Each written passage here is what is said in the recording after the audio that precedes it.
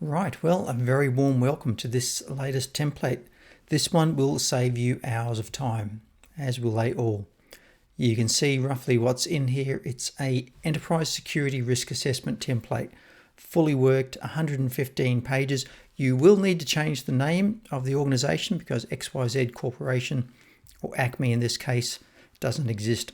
And there's a little more to it than that. As you'll see, I'll go through this very quickly.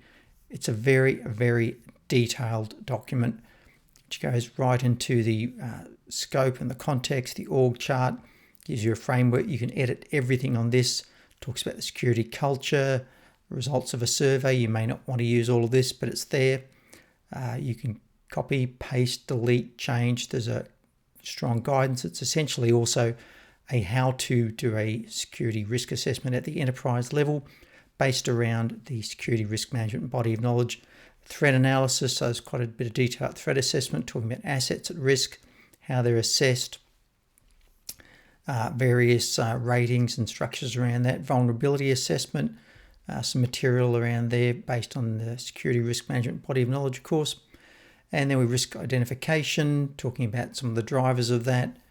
And we get into the policy framework, some observations, so just a bit of some examples about how you might actually do that, those documents. So as you can see, we're rattling through the pages. There's some examples of cybersecurity. You choose which you want to work with. There's the NIST, ISO 27000, Australian Signals Directorate. It's got material there. You simply fill in your own assessments around that. Personnel security, again, based on the Australian Protective Security Policy Framework. Pick and choose.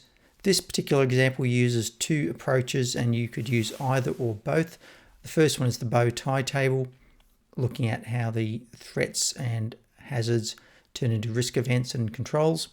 There's a risk evaluation criteria which you could pick up and choose and to modify. Also a risk register, and in colour just because it can be. Risk rating colour talks about some of the consequence ratings, likelihood ratings, etc.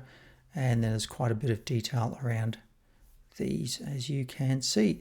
So it's quite an extensive table. I don't suggest you pick up and choose this risk assessment, but it has all manner of risks and sources, and it gives you literally some examples of risk descriptions.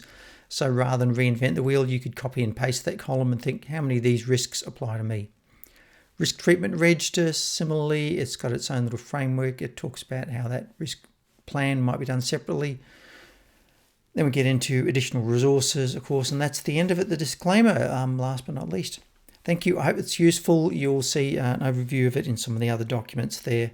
As I say, there's a lot of detail there, and it's basically how to do an enterprise security risk assessment literally as a single worked example there that you could use as a basis to understand what you might want to achieve. All right, thank you.